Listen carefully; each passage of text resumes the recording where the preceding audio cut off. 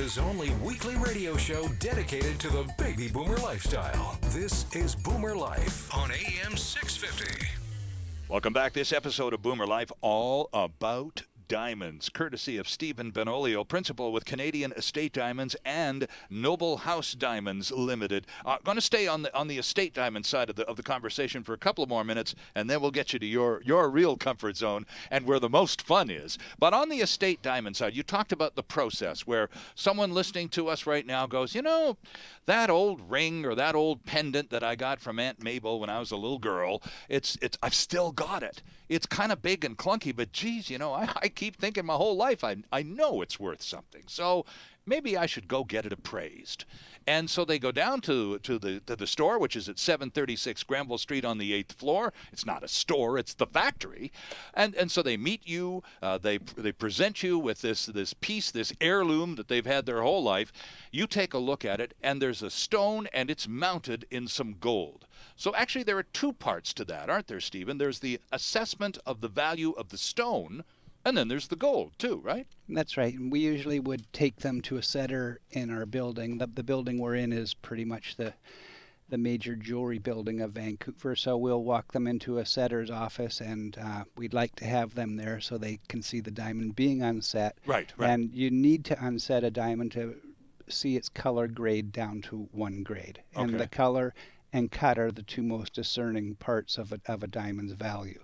So after it's taken out of the setting, bring it back to the office. If the cut is fine the way it is, or they have already a GIA or an AGS certificate, we can give them a value within a minute. If it needs to be recut, then I bring Andy, our cutter, he's our master cutter, into the room, and he would tell me what it would refinish to after being cut. Okay. So I explained to them that their best way to realize the most money is to, if it needs to be recut, we do that, and then we recertify it, and we have to send it to the States to get a GIA certificate.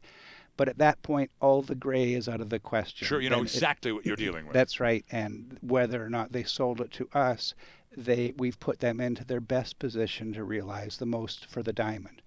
And that's the way that I'm serving them best, and the way I would want to be served myself. Exactly. Now, your websites are full of wonderful surprises. You make available on the website diamonds and set and not that you have purchased from people, and now they're available for sale. That's right. In the past, and really mostly to this point, we've put the diamonds back into the wholesale market, but we do have a gallery on the website.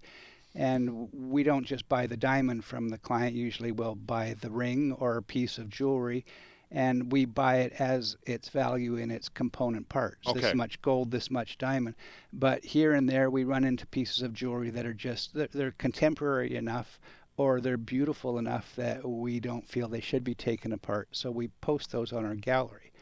Also, another service that we offer is we will work with you on a commission. We take 15% to post your jewelry on our website, and if you've got time to wait, that might be a way that you'll realize more for the finished piece than we might offer you in the beginning. And as well, we, instead of putting the upcycled or recycled diamonds when we've recut them back into wholesale, we'll post them on the website.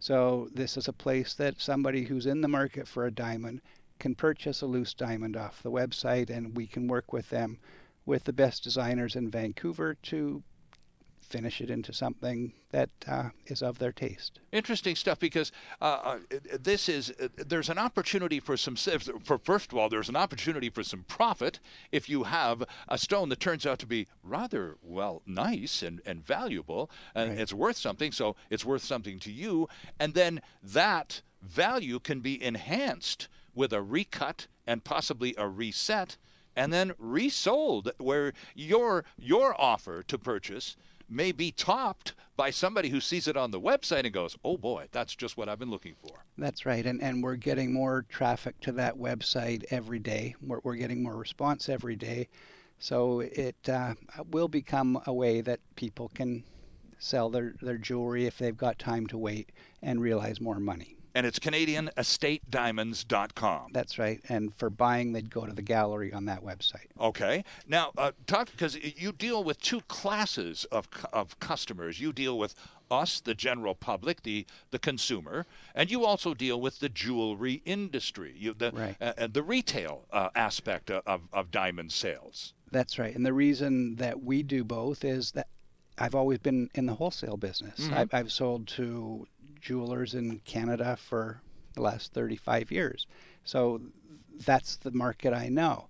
The market I may be able to and hope to serve best in the future would be the retail market. The reason being, you can go onto that website and buy a diamond for less money than you can buy it at a store in Vancouver. Right. And as well, with the vertical integration of the industry, De Beers is, as I said earlier, a miner and is also now a retailer. Mm-hmm. That's the future. So we are designing diamonds and cutting diamonds into the top 1 or 2% in the world in Noble House diamonds.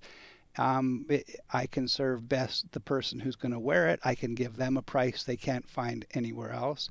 And I can give them one of the most beautiful diamonds of the modern era, because all the diamonds that we cut are design patented and they're made in-house exclusively in the world. Right. One of a kind. Actual one of a kind diamonds. And that's, everybody says that, but you have proof. You can actually back that up to the nth degree.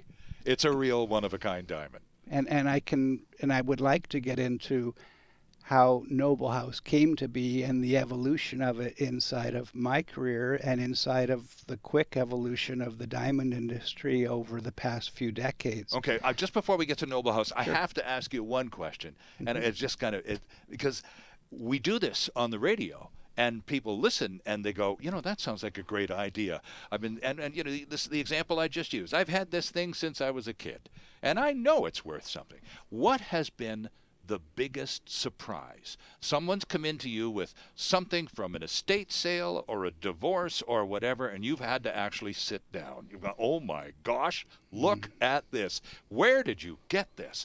Have you had one of those sit-down moments where somebody brought something in and you went, oh my?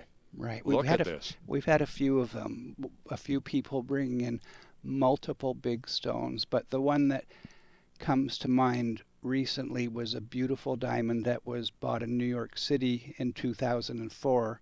It was bought at Tiffany's, and it was high gem quality and very large. And the lady who had the diamond from her divorce had given it to her parents, and they were tasked to sell it. And it was a diamond that, Sterling, if I could collect diamonds and put them away into an RRSP or a safe for my future, right. A few times in a career or a life would you have a chance to own a diamond as beautiful as that. So it just took your breath away. Huh? Yeah, it was that nice. And on the other hand, we had fun selling it, and we served the couple well that were given the diamond, and I think I've told you she made the best cupcakes I've ever had. So. Bonus. That's right. We enjoyed that one a lot. So we're talking multiple six figures here. This is serious a stuff. diamond that you'd be proud to own and proud to sell. Now, let's talk about Noble House. This is the one that, of the two enterprises, I think Canadian Estate Diamonds, it's reasonable to say, Stephen, is the busier of the two these days. It is. But your long-term plan is to really develop Canadian Noble House Diamonds into a real standalone frontline company. Right. And part of it is where my heart lies in the industry. And I have to go back to really the beginnings of how a diamond was perfectly cut and how that's led me to where Andy and I are today in the cutting of diamonds. In 1919 in London, England, a fellow named Marcel Tolkowski developed the modern ideal brilliant. He mathematically and optically worked out the best way to proportion a diamond to give it its maximum light return and best balance its dispersion, its scintillation, and brilliance. And the world had pretty much adhered to that until 10 or 15 years ago. And even today, the modern ideal brilliant is pretty close to his original diamond. And what he did was he took different models of diamonds that he had worked out and he showed them to the public. He took them on the streets of London and said, which is the most beautiful to you? Okay. And we know that beauty, of course, is in the eye of the beholder, and that's what this whole exercise is about. So even today, when you see one of his diamonds, they are different. And you would think, well, okay, if he knew how to do that, then I suppose all diamonds are cut to an ideal. And the sad part is that they aren't, because diamond weight affects the value more than anything. Oh, sure. And price rises exponentially. And I'm here to tell you today that larceny lives in the heart of man. So instead of every diamond being cut to its penultimate model, they're swindled. And that's not a term I made up. That's Okay. a gemological term, meaning they were cut to save weight at a cost to beauty, or perhaps not at a cost to beauty, but at no benefit to beauty. So you're buying weight that is excess, that never needed to be there except to charge you more money. Ah. So if they were just selling it to you by the carat, the heavier they made it, the more money it cost you, and that was the end of that game. And then you get the next person. And it That's didn't right. matter to them, scrupulous-wise, it didn't matter to them at all as to the perfection of the stone they were charging you maximum That's bucks right. for. So inside of the trade, you would have the good guys and the bad guys, and everybody knew where your business fit in the spectrum. And Andy, who is my master cutter and my friend, started in the diamond industry 25 years ago in California, working for a Japanese company that made diamonds perfectly. At that point in time, they were in the small part of the top 1% in the world, to the point where when he went to work for them in Tokyo, what they were doing to a diamond was perhaps beyond what the human retina could discern in terms of its perfection. Oh, boy. So that's the way of Japan, and how they like to chase quality. And as such, that's what Andy has always tried to do in cutting. And Andy worked for me in Yellowknife in our factory there, and I've had the benefit of looking at diamonds, the best of the cuts from around the world, the best from South Africa, Russia, Israel, and Antwerp. And you know, I think it's a Native American saying that before you can really understand a man, you need to walk up a mile in his moccasins. Yes. Well, for me, you need to have seen my life through a 10-power loop. And when I see a beautiful diamond, it's something that right away I recognize the beauty in it.